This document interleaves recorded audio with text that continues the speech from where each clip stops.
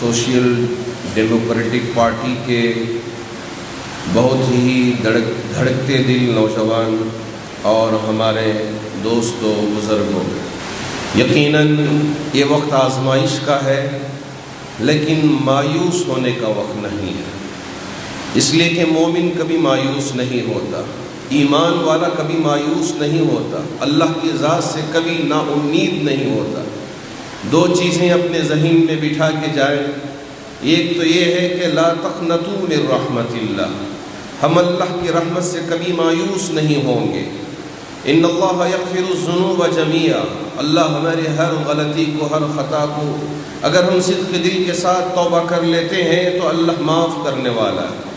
اور دوسری بات جسے حضرت یعقوب علیہ السلام نے ذکر کیا تھا اور اللہ نے قرآن میں بتایا کہ جب یہ یوسف علیہ السلام کو اور تلاش کر کر کے تھک گئے تھے، مایوس سی ان کی طبیعت میں چھا گئی تھی، تو اس وقت فرمایا میرے بچوں لا تیأسوا من روح اللہ۔ یہ یوں لگتا ہے کہ یہ ہمارے لیے ہے، آج کے دور کے مسلمانوں کے لیے ہے۔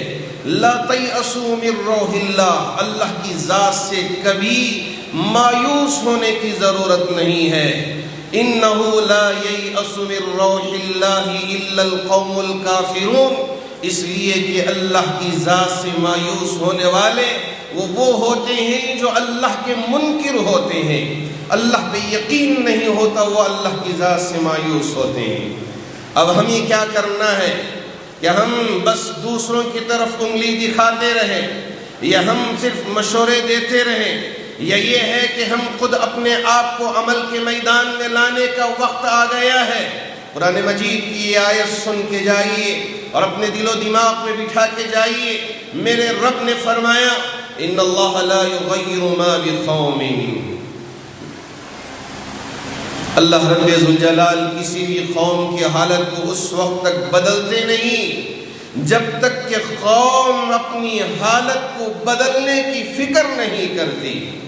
اگر ہم یہ سوچیں کہ وہ آ کے ہم کو بدلیں گے، ہم یہ سوچیں کہ وہ آ کے بدلیں گے کہ ہم دنیا سے چلے جائیں گے، ہمارا نام و نشان مٹ جائے گا، ہمارا کوئی وجود نہیں رہے گا، اگر ہم اپنے آپ کو بدلنے کی فکر نہ کریں اور دوسروں کو بھی بدلنے کے سلسلے میں صرف ہم سوچتے رہ جائیں گے، دوسرے لوگ اپنا کام کرتے چلے جائیں گے۔ اس لیے وقت کا تقاضا ہے کہ ہم اپنے آپ کو بدلیں۔ حضرت جبرائیل امین آ کے اٹھانے والے نہیں ہیں۔ ارے مجاہد علی بابا صاحب اٹھئے، ارے صادق صاحب اٹھئے، عبد الحفیظ صاحب اٹھئے، شفیع اللہ صاحب اٹھئے، یہ کسی کو اٹھانے والے جبرائیل امین نہیں ہیں۔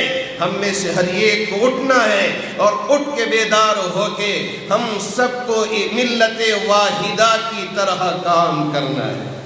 یہ جماعت وسط ہے۔ وَكَذَلِكَ جَعَلْنَاكُمْ أُمَّةً وَسَطًا، ہم ایک وسط جماعت کی طرح، نہ بالکل گئے گزرے حالت میں، نہ یہ ہے کہ آپے سے باہر ہو کے ہم کام کریں گے، بلکہ ہم مشوروں سے متحد ہو کر اتحاد کے ساتھ آپس میں ایک دوسرے سے جڑ کے انشاءاللہ کام کریں گے۔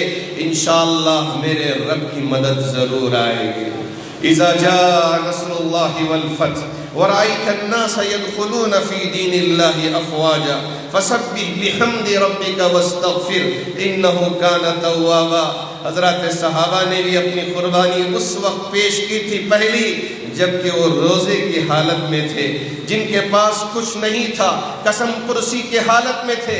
میرے نبی نے ایک طرف تیاری بھی کی تھی تو دوسری طرف دعاؤں میں بھی اپنے آپ کو لگایا تھا۔ چھپر میں جب دعا کر رہے تھے، کبھی رکوع میں تو کبھی سجدے میں تو کبھی کھڑے ہو کے ہاتھ پھیلا کے دعا کر رہے تھے، اے میرے رب یہ 313 کی جماعت ہے، اگر یہ ہلاک ہو جائے گی تو تیرا نام لینے والا کوئی نہیں ہوگا۔ اللہ رب ذوالجلال سے اتنی منت سماجت کے ساتھ دعا کیا تھا۔ حضرت ابو بکر باہر تھے، پکار کے کہہ رہے تھے یا رسول اللہ، اے میرے نبی، اے میرے محبوب، بس کیجئے۔ اللہ کے رسول علیہ السلام نے یہ بتا دیا کہ ایک طرف آپ کو تیار بھی ہونا ہے، اپنے آپ کو جگانا بھی ہے، دوسری طرف اللہ کی طرف متوجہ ہونا بھی ہے۔ اللہ کرے کہ اللہ رب ذوالجلال ہمارے لیے آج تیار ہونے کی بھی توفیق عطا فرمائے، اور سمجھداری جان کر اور دور اندیشی اور حکمت سے بھی کام لینے کی توفیق عطا فرمائے، اور اللہ پہ بھروسہ رکھ کر اور اللہ پہ یقین رکھ کر اور اللہ کی ذات سے مایوس ہوئے بغیر ہمیں کام کرنے کی توفیق عطا فرمائے۔